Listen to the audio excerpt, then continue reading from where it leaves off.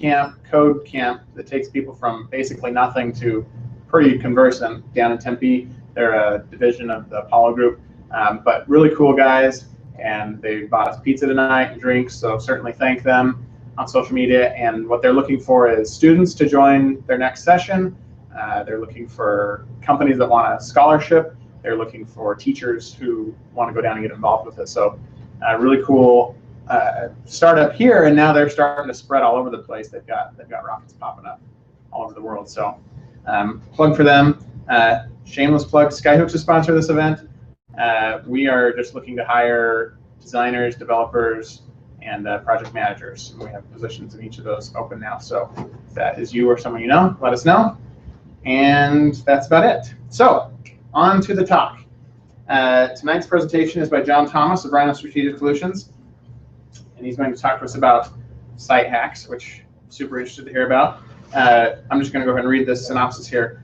With the rise of popularity in WordPress, it's become one of the largest targets of hackers globally. Learn what kind of attacks are happening today, how to identify if you've been hacked and what to do about it. Also talk about how to mount your defense against the darker side of the internet. So DOS, ddos, bandwidth hogs, malware, adware, redirects, finding rootkits, so on and so forth.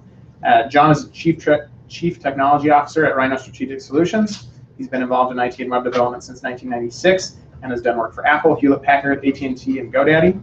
His team manages over 300 WordPress client sites and now uses WordPress exclusively. John is currently working towards the Certified Ethical Hacker certification. Without further ado, John Thomas. Thank you.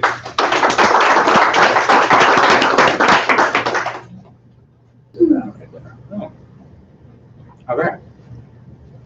To start off, how many of you have been hacked or worked on a? Okay. Should have figured. So we're going to talk about a lot of stuff today regarding being hacked, how to tell, how to stop it from happening in the first place, or try to stop it from happening in the first place. Where I work right now, we deal with this on a daily basis. So over the last several years, gotten really familiar with Russian and Chinese and a bunch of other languages that I didn't know I would ever learn. So yeah, got 99 problems, but a hacker ain't one. Hopefully this will work. Hey, okay, so because we are talking about hacking and we are going to talk about some software that hackers use, we're going to talk about some exploits. I have to tell you that we are going to be dealing with some real life exploits. And if you go out in the real world and try this, you could go to jail for it. So on your own site, it's one thing, on your own local development. If you go out, even if you do it on your own hosting account, you can still go to jail for it. So don't go do this on your sites to see. All right. With that disclaimer, I have one other disclaimer. My dad was a pastor and my mom was a cop, so I was a double PK, and I rebelled really bad. And I hung out with some really shady characters for a long time in my life, and I dropped the F-bomb a lot. So if I do, I apologize in advance. I'm really sorry. It just happens sometimes. So. My name's John, like he said. I've been in IT for 19 years. Some companies I've worked for. I have 4 kids, I have 1 wife, 2 cats, 2 dogs, and 1 turtle. Currently on our production server, as of Monday, we had 362 sites, actual hosting accounts attached to our server. Of those, the majority of them are WordPress. Some of them are WordPress MU, so there'll be 10 to 15 sites within those as well. So we actually use WordPress quite a bit. Every single one of those is our client. We host them, maintain them, keep them secure, do all the fun stuff with that. We have a couple other servers that have WordPress sites on them as well as I think we have like 1 remnant ModX site. We had a bunch of ModX sites before I got there, and I got rid of all of them. They're a hacker's playground. Same thing with Joomla. So we've moved everything to WordPress, which has still been quite a time keeping it up. So one of the biggest things that everybody asks when they do get hacked is, why me? Why did this happen to me? And probably should have hit the slide sooner. The thing is that they're not targeting you specifically. There are attacks that are targeted, but I doubt any of your clients are the clients that are going to be attacked by hacktivists or things like that. Otherwise, it's really, they're just looking for low-hanging fruit. It's the easy stuff. You're using WordPress, you have a theme that's using timthumb.php and it's an exploitable version. And my site scanner goes out and it just happens to run across your site because it says powered by WordPress at the bottom. And I scan your site files and I look for specific things like timthumb.php or Revolution Slider or specific themes that might be exploitable. And my bot goes out and does this for me. I'm not even looking at your site. The next thing that happens is as soon as it gets a hit and it knows that it's there, my next piece of software fires off and it starts doing the exploit. Next thing that happens, I have control of your site. So it's not an issue of you or you or you. It's an issue of you left the front door open and you're not home. I'm going to come in and I'm going to take whatever I can. So that's the main reason most people get hacked.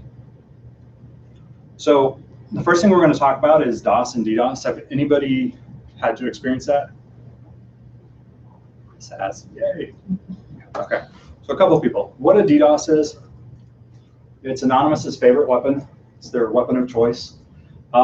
It's a denial of service. And what that means is that imagine you have a rotary door that spins in your brick and mortar shop. And only one person can come in and one person can come out at a time. So what I do is me and a bunch of my friends just keep going in and out, and we don't let any of your customers in or out. And that's basically the concept behind a DDoS. On a global scale for your website can only allow so much traffic at a given time. So with the denial of service, I hit that site over and over and over and over again. And what my job is to try to make it so that nobody else can ever hit your site. So essentially they get, server not responding, things like that. Most people don't even know that they get DDoSed unless their server their hosting company tells them, or somebody says, hey, I can't get to your site. The distributed is a little different, and that's kind of how Anonymous does what they do. When they took down Church of Scientology, for instance, they used a program called low orbit ion cannon. And what that allows me to do is take a URL or an IP address, and I can hit your site over and over. It's like sitting there with the browser and just keep hitting refresh over and over and over again. Well, they had 9,000 people do it to their server, and it brought all of Scientology's web servers down. They did that to the Westboro Baptist Church and several others. This isn't as big of a risk to you, but I wanted to bring it up because it did happen to our corporate site a couple weeks ago. We got DDoSed, and it actually happened twice.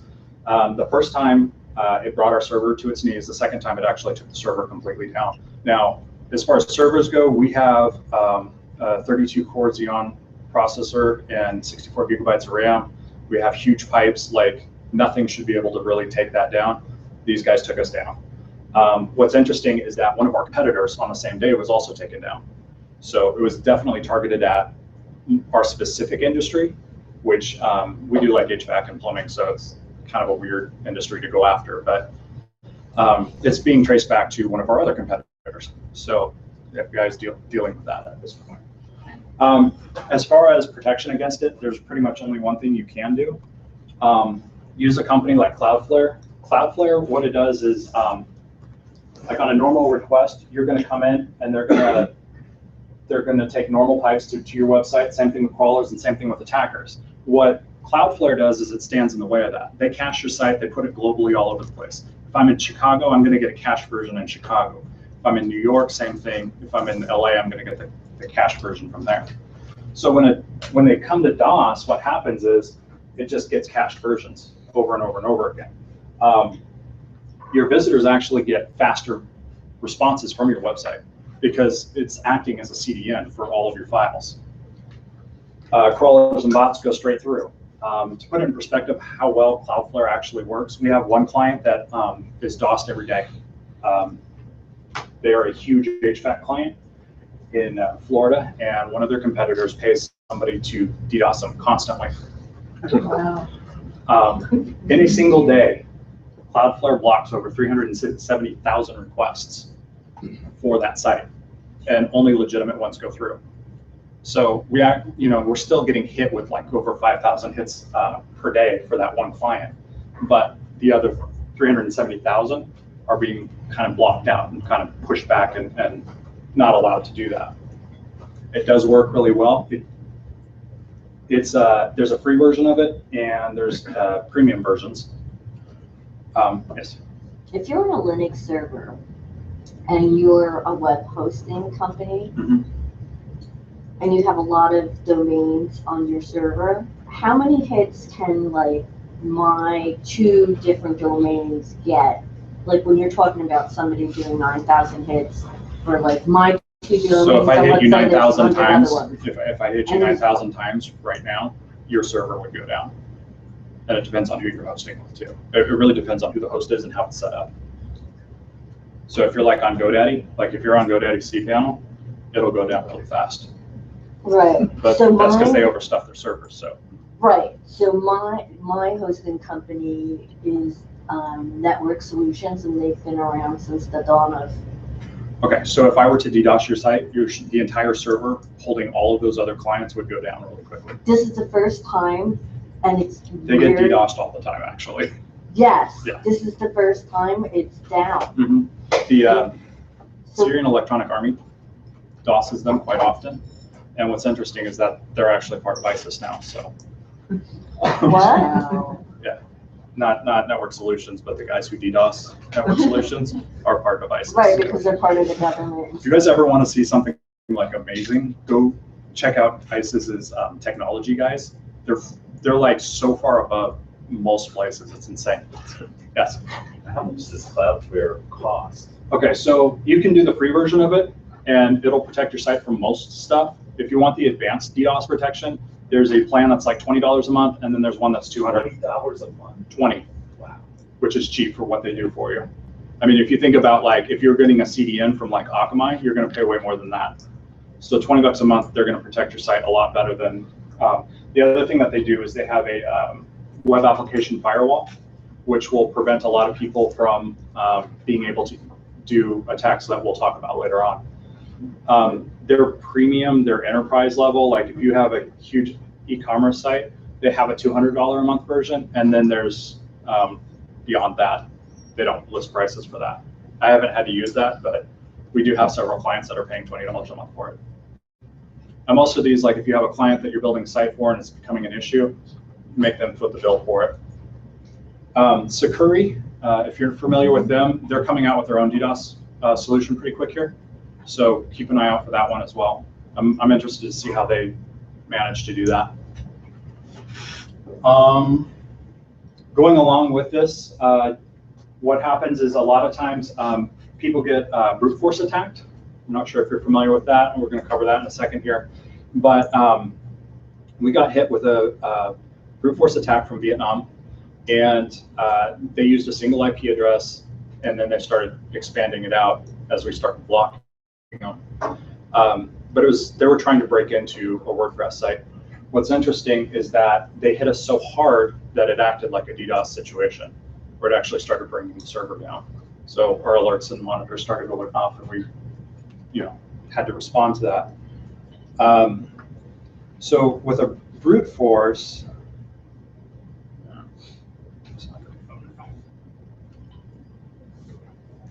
okay, so with a brute force, I don't know if you guys can see this. Basically what happens is I attack your WordPress site, your WordPress installation, and all that I need to know is that you are on WordPress, so you're powered by WordPress is enough for me to know that I can go after this. What happens is I go and I use a tool like WP Scan, and I'm going to attack admin first.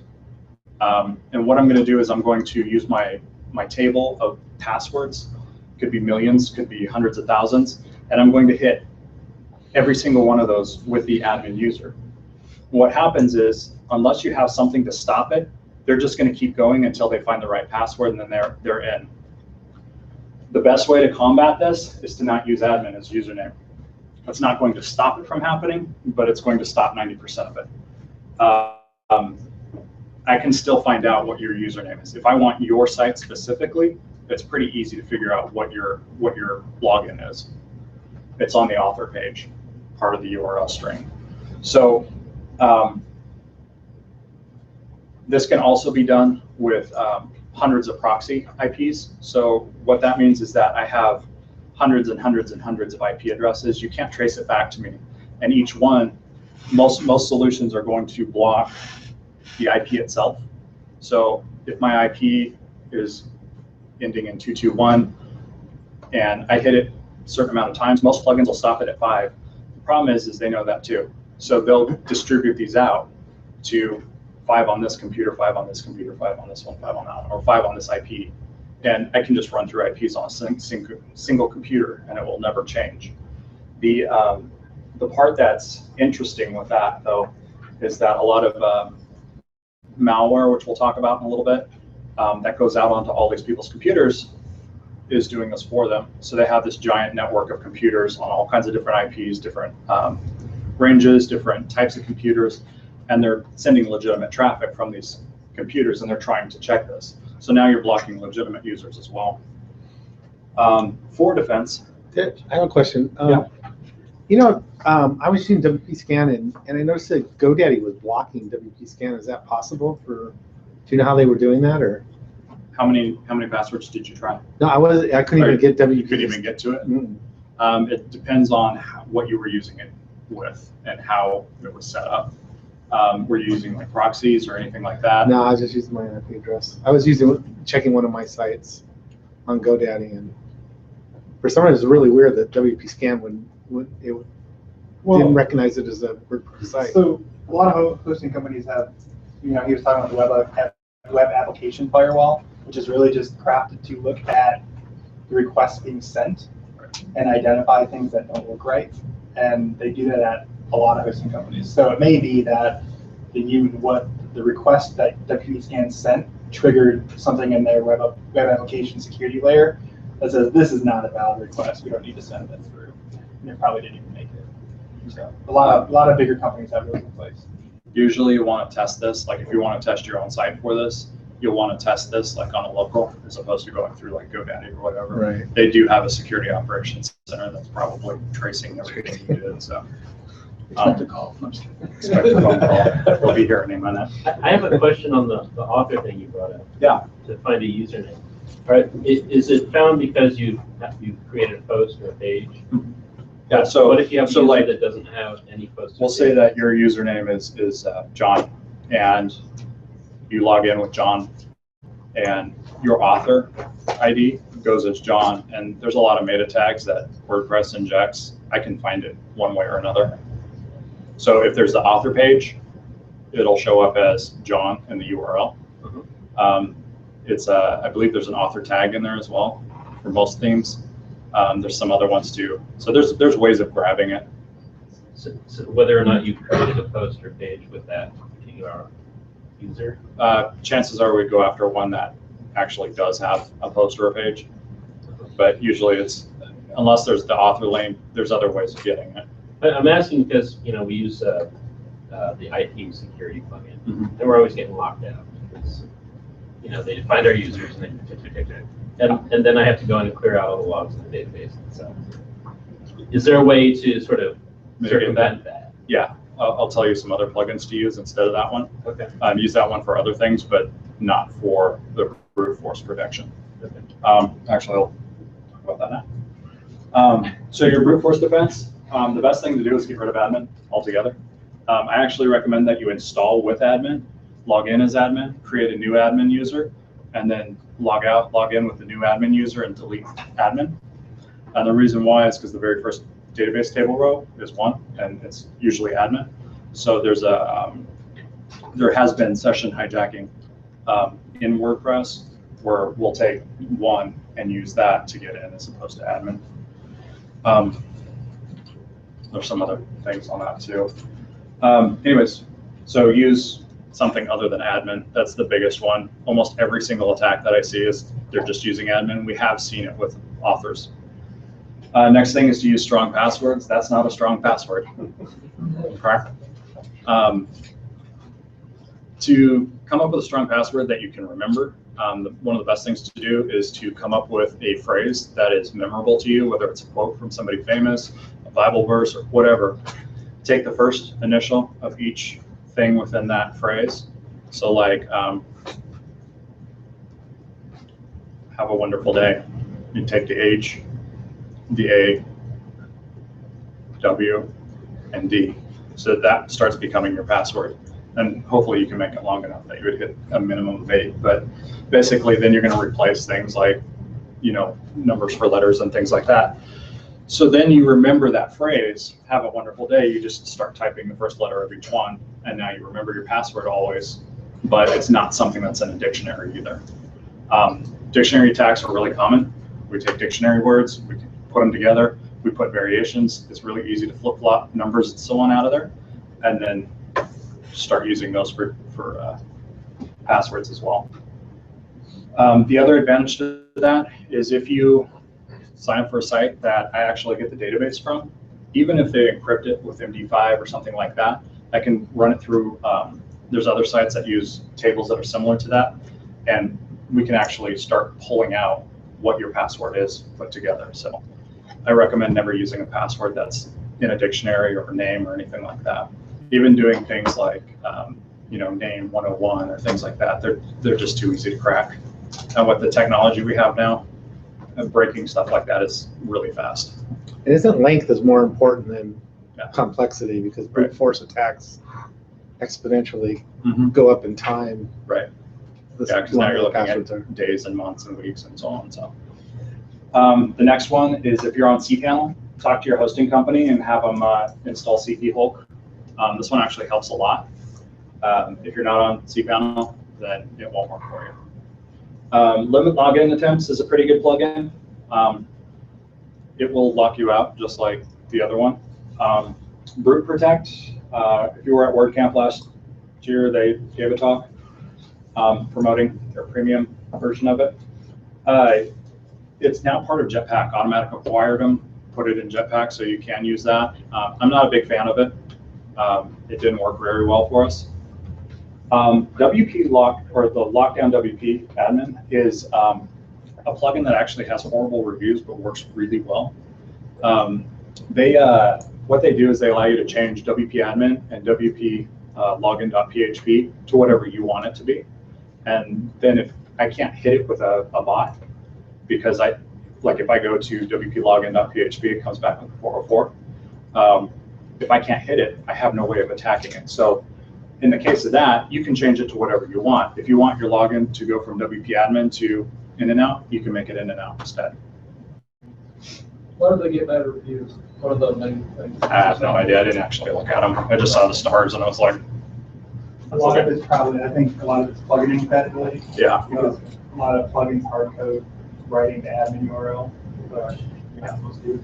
But yeah, I think I might do most of it. Yeah. Themes do that too. Okay, the next thing I'm going to talk about is bandwidth hogs. This is not really a hack so much, but I'm going to explain how it became a hack. I have clients that upload their own images. This image here is one of my clients' images that I decided to borrow for this presentation. It's about 30 megabytes, and she loved to use it on her website and in her emails and things like that. Every time that she would send out an email or somebody would go to the site, they'd download this giant file. So we went and cleaned it up and made it smaller. What we didn't do was remove the 30 megabyte version of it. About 8 o'clock at night on the second day of a month, I start getting notices that she's hitting her bandwidth allotment for that month. Being that it's only 2 days into the month, I'm kind of like, what's going on? By the next morning, she had exhausted her bandwidth allotment, which was 10 gigabytes.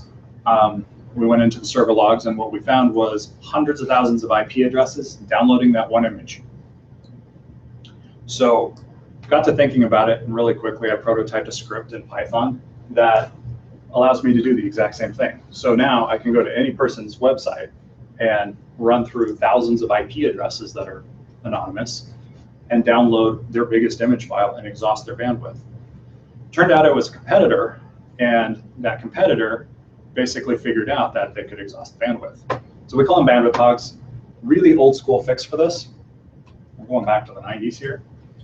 Hot link protection. Seriously, that's what worked for us. We did have to write a bunch of stuff for the domain names, and I'm sure you guys can't see that because it's tiny. I didn't realize it was going to be so small up here. But basically, it would be your domain name, www. Your domain name. So any variation of your domain name, you're going to want to do your social media ones too. If you look for hot link protection, Facebook, Twitter, things like that, they'll give you all the URLs that they're going to use to pull.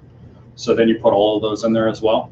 That way, if somebody comes and they click share this on Facebook, the image will be able to go over. Otherwise, it's going to be blocked on Facebook as well. You got to type out all the different versions. A lot of cPanel hosts will just automatically drop that in there now.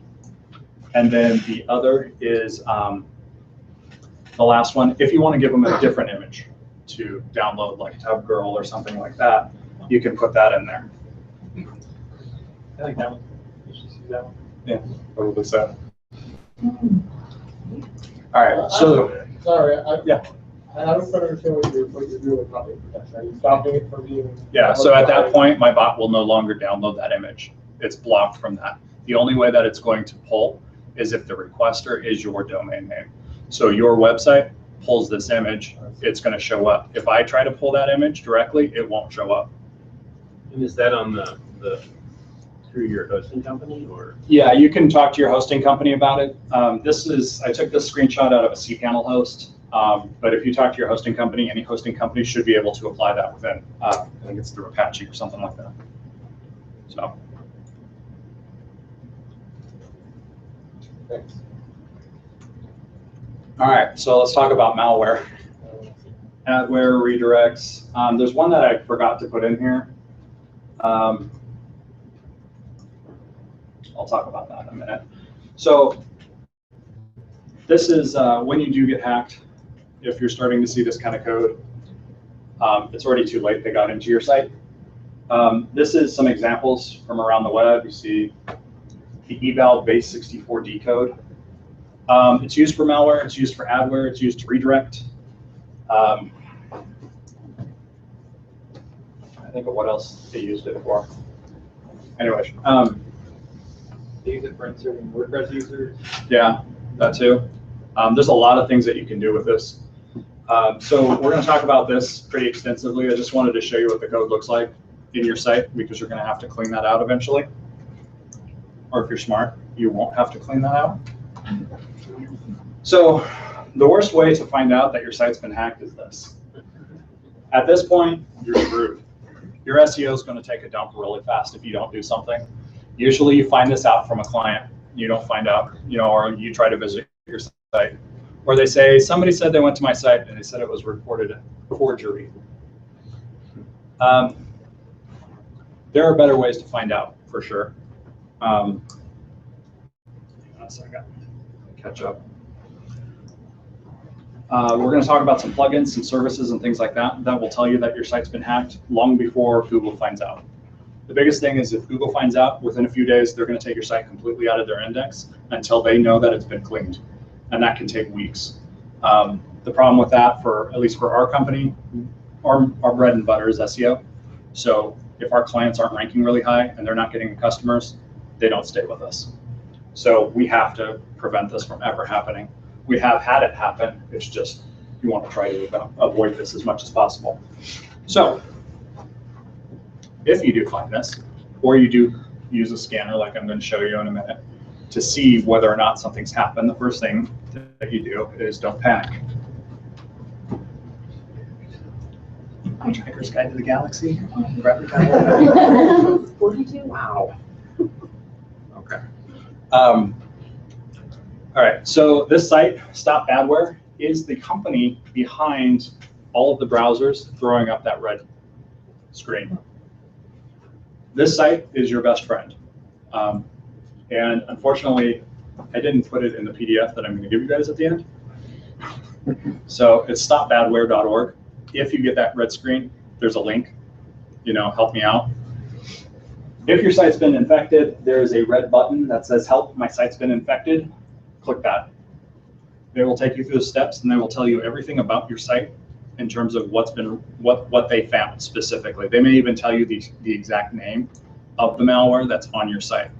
With that, you can Google how to clean it or how to stop it from happening. And then once that's all done, you go to them and you submit your site. What happens then is they rescan your site and verify that it's malware free, and then all of those red screens go away. So then Google likes you again.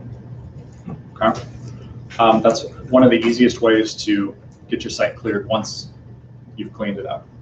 So the next thing we're going to talk about is cleaning up your site. We're going to talk about the manual way, and then we're going to talk about the better way. Yes? How quickly can you do this, or they do this? What do you mean? Like red screen you? Yeah, Or going from bad to totally clean. it depends on how bad it is. I can probably do it in about 2 hours, maybe less. Depends on. It really depends on the hack. There was one that took 4 days. So it's not fun or easy ever, but there are easier ways that make it a lot faster. So we'll talk about those too. Are you part owner of Ryno? No. How many sites do you guys host? Right now we're hosting probably just under 400. And you're right in Tempe, right? No. We're in Northern Phoenix and Indiana. Both. So you're closer? You're in We're- Northern Phoenix? You're yeah, we're closer in to Northern- Maine Carefree? Yeah, we're right off of 19th of Williams.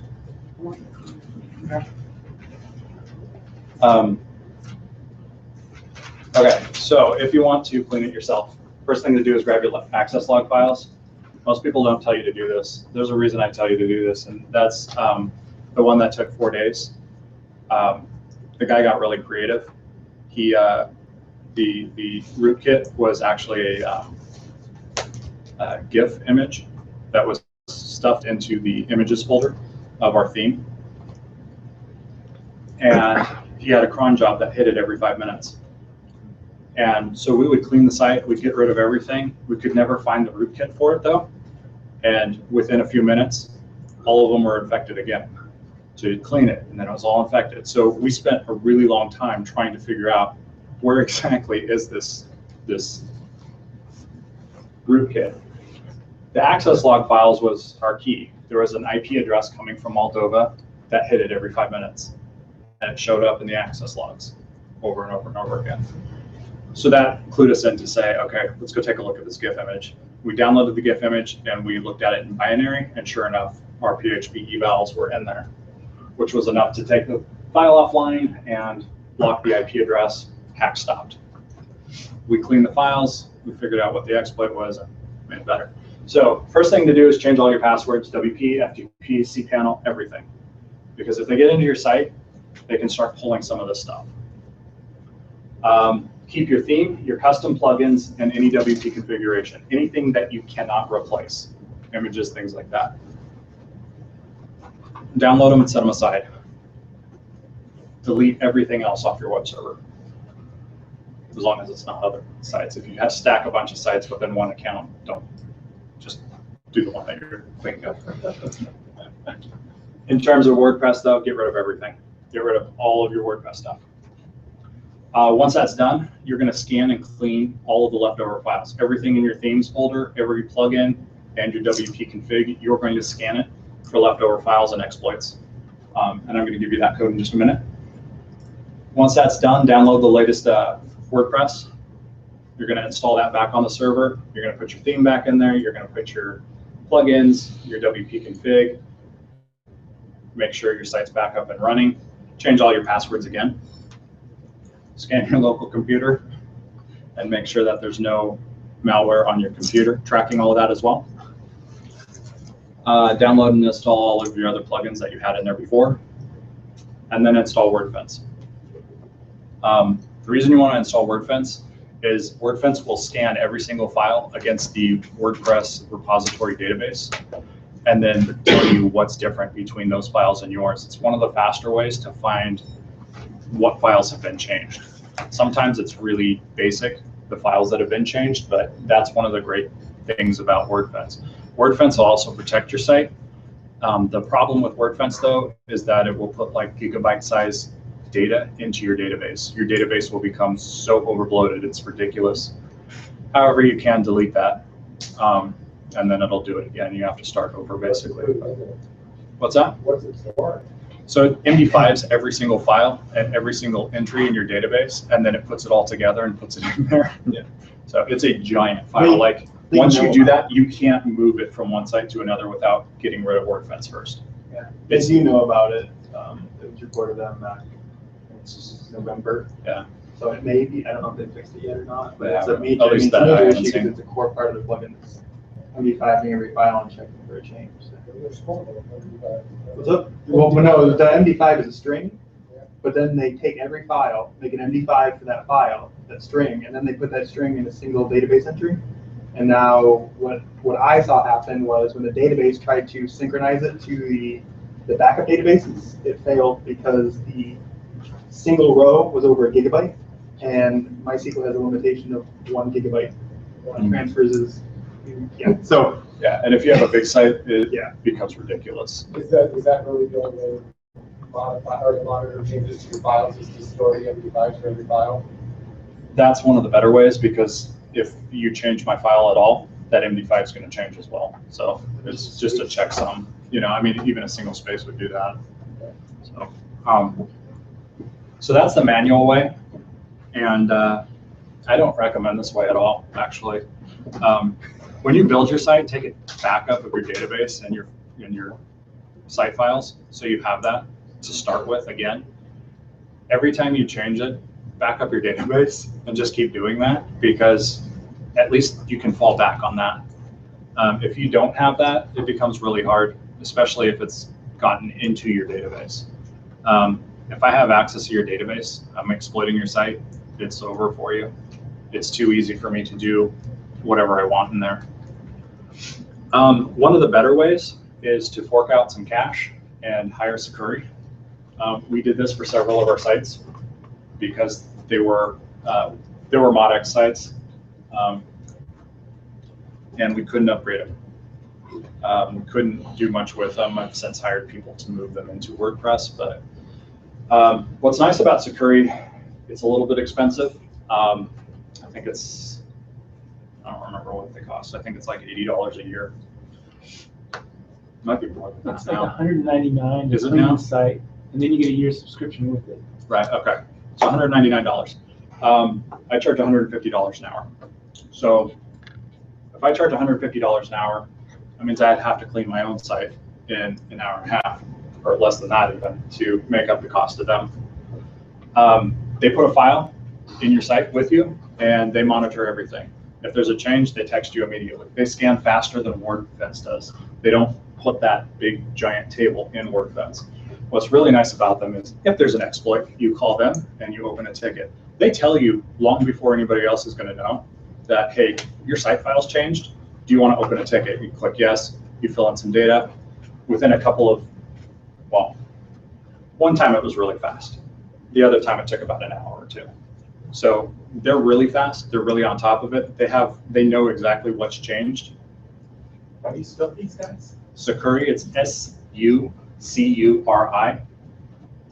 They also have a web application firewall that you get as part of that subscription.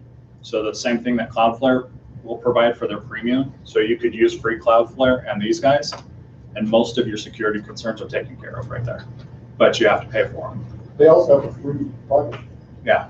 One of their guys keeps it maintained, Mhm. and does that. Yeah, and you can install the security plugin that Right. does that. I'm using it now, and it seems pretty good. Yeah. The only thing that it won't do is clean your site for you, but they will do that for you and use both. It's actually really easy. I was really impressed with them. I can't say anything bad about them. I've had great experiences with them. Some people don't like the cost, and I get that, but it also, you know, the thing about security is nothing's ever secure. It's just how secure is it? You could leave the front door open. You could put a deadbolt in your front door. You could put a bar in a deadbolt. You could put a security system. You could put, you know, rabid dogs behind your front door. Whatever you think you can do. The thing is that if somebody really wants to get into your site, they're going to get into your site. So it's just what level of protection you want to put in there. These guys will clean it, and it's a lot easier than doing it yourself. A lot of times too, that they'll find the exploit for you, which is really important. We'll talk about that in a minute.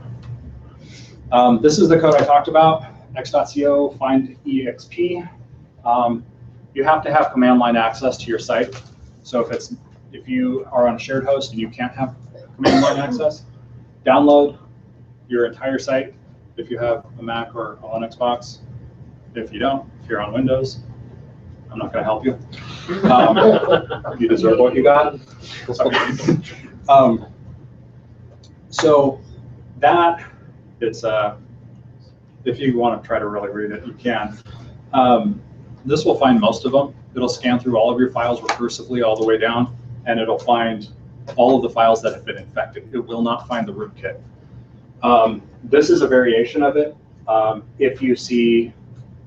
If you find one of the files is all in hexadecimal, a lot of hackers love hexadecimal. So they'll run through and it'll help you find that. You're going to put that in PDF? It is. If you go there, you get to download a text file with that in there already for you. It's also in a PDF that I'll give you in a little bit. Okay, so all of this doesn't matter if you can't find the exploit. If you don't know how I'm getting into your site, it doesn't matter. You can clean it all day long. You can ask Security clean it all day long, whatever. If I can still get into your site, I'm still going to keep doing what I'm doing. Until that exploit is patched, none of this matters. So you have to figure out what that is. It's kind of like finding, where's Waldo? Yeah, it was pretty easy on this one.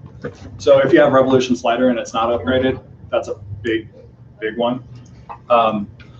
Most good WordPress developers will tell you that there is a major security patch update when they tell you that. This is why. Revolution Slider, he was informed. He didn't say anything. He just pushed a patch quietly. Nobody knew about it. The 1,100 themes that used the Revolution Slider on Theme Forest, none of the developers knew. So they just kept pushing out this code that was exploitable. We had 28 sites that were exploitable by it. I was actually able to run the exploit on it. It was kind of fun until I saw my WP config file download. So the exploit on that allowed me to download the WP config file, and you can go through and I have all the salts, database passwords, and so on. Really easy. Fix was simple. WordPress actually patched it as soon as they found out and pushed an automatic release to WordFence. So if you had WordFence installed, all of your sites were already patched. It's kind of cool. The Revolution Slider guy, he pushed a patch, but you had to prove that you owned something with it in it that had a license for it for you to download it from Theme Forest. Theme Forest got a lot of flack and eventually just released it for free. So yeah. Other ones. Elegant themes. If you have older elegant themes, upgrade them. They used to use tinthumb.php and they used a very exploitable version of it. Almost all of their themes were exploitable up until about a year ago. They were a big one for us. One of the contractors we used built everything on one of their themes, and that theme basically cost us a lot of money. The next best way to figure out what's exploitable, take your plugin name, take your theme name, anything that you're downloading and you're putting in there, and Google it. Google that name plus vulnerability, exploit, hack, anything like that. And if there's dozens of articles, obviously it is, you need to figure out what's going on and see if they have a fix for it. If they don't have a fix for it, find an alternative. That's probably one of the better ways. There's also the WordPress database, or is it the WordPress exploits database? That one is kept up to date by hackers. So you can go there and get it straight from the source as to what vulnerabilities are out there. There are a lot of sites out there that will list out vulnerabilities that the WordPress developers don't even know about. Those are kind of sketchy, and I wouldn't go on them if you don't know what you're doing. But the WordPress exploit database is probably one of the better ones to go look at. And then you can scan that one to see if any of the plugins you're using is in there. The next step would be to learn how to hack yourself. You can become a white hat hacker and start testing your plugins, your themes, things like that yourself. Infinite Skills, it's kind of like lynda.com. They have several courses just on that. It's how to be a white hat hacker, basically. and they have a very extensive section just on web testing. And I believe they use Burp Suite for that. This uses Burp Suite. This is the Bible. About this much of it, I knew more from this book than I did from years of doing this. Like, this is so packed full of stuff that, like, stuff that I would have never even thought of. But it's fun because then you start running it against your stuff and you go, oh, I need to fix that. So What's the name of that book? it's a Web Application Hacker's Handbook. It's in the PDF that I'm going to give you guys. Nice. Not the entire thing, but a link to it. There's actually a lot of books in there that I recommend if it's a road that you want to learn. I will warn you that once you start learning it, it's like the rabbit's hole. You just keep learning and learning and learning, and pretty soon you're a security expert instead of a WordPress developer anymore. I had to become one just because of my job, but it's something to think about. So we'll go ahead and summarize what we talked about so far. Cloudflare, CP Hulk if you can, root protect, limit login attempts, use lockdown WP. Google all your plugins and themes for the name of it, vulnerability or hack or exploit. Any of those kind of words after it will bring up a lot. WordFence, Security, or SiteLock. SiteLock's another one that's, they'll scan your files. They're kind of expensive, in my opinion, for what they offer. I would prefer Security, they're cheaper. If you do want to go with SiteLock, go to GoDaddy and buy it there because it's cheaper. I don't know if you can use GoDaddy's on a different host, but it's cheaper through GoDaddy. Security, or Cloudflare's web application firewall, this will stop most exploits. They won't allow it to get through in the first place. Verify all of your permissions too. Nothing should ever be 777 or 666. If you have something that's that, change it. I don't care what your reason is. If you have that in there, I can get into your site. It's as simple as that. Don't panic, grab your towel, and buy John Chipotle, because I like Chipotle. So, resources. 99 problems, but a hacker ain't one. That is a list of resources. It's all of the plugins we talked about and a bunch of links to the stuff we talked about. There's tons of books on there. I think of what else I put in there. I may have put some other stuff in there too. It's just x.co 99 problem. I couldn't get the S. Somebody else had it. It's probably Chris. No. It's JC. JC. The find exploit script, again, it's find exp. And the slides, if you want the slides, because they're so awesome. It's just John's PDF. So JOHNS PDF. We'll email that out too. Yeah, sure. One last thought. You know, there's a lot of companies in the Valley that do marketing and build websites, and there's groups like this are great because we all work for different companies and we come together and we share this kind of knowledge. Security should never be considered a competition thing. Like, this is, of all things that we should have community around, it's security. Because if I find something, I should be able to share it with all of you. If you find something, I want to know about it. If I'm struggling with something, like somebody's hacking me and I can't figure it out, one of you may have already dealt with it, and it's better for me to be able to talk to you about it and get some information and fix it. The thing about security is it's not about business or anything like that. It's about the end user. It's the person coming to the site. With the malware, most of those people are downloading the malware onto their own computers and they don't even know what's going on. The redirects, what happens with those? We had a client, they're a festival, and the weekend before the festival, they were hacked and it redirected to a Russian porn site. They were none too happy about that. So we had to fix that, obviously. It's the one time that my job, I got to look at porn at work. It wasn't as fun as it sounds. Because it was really late at night and I got the call and it was like, okay, I gotta go get this fixed. The other thing too is, you know, the end user shouldn't have to deal with that because we're not communicating. The end user shouldn't deal with that because we're too lazy to put this kind of information out there. A lot of the tutorials that you find online for PHP, and I hate this, I always scream about it and people are like, it doesn't matter. They'll build a admin, you know, like an admin login type of script in PHP, and they're too lazy to put basic security in there. And so what happens is you get all these newbies that are taking the books and they're starting to learn PHP and they want to build this for a client, and they go grab that tutorial and they build it, and they put it up there not realizing that it's insecure.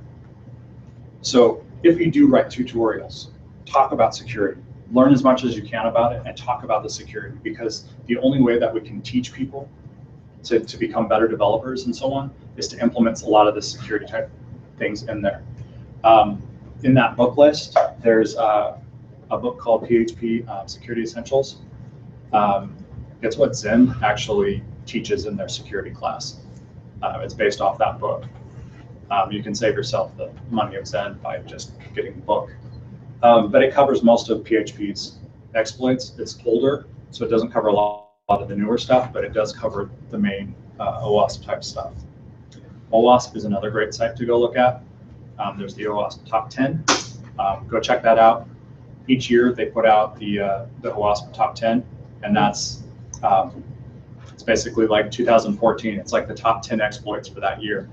Each year they keep doing that. So OWASP is Organization of Web Application Security. yeah, something like that. Yeah, they have a local meetup, I Yeah. believe, at, I think it's still at University of Advanced Technology. Over in, They're a great one to go learn some more there too. Other than that, I'm done. Questions? Thank you. Thank you.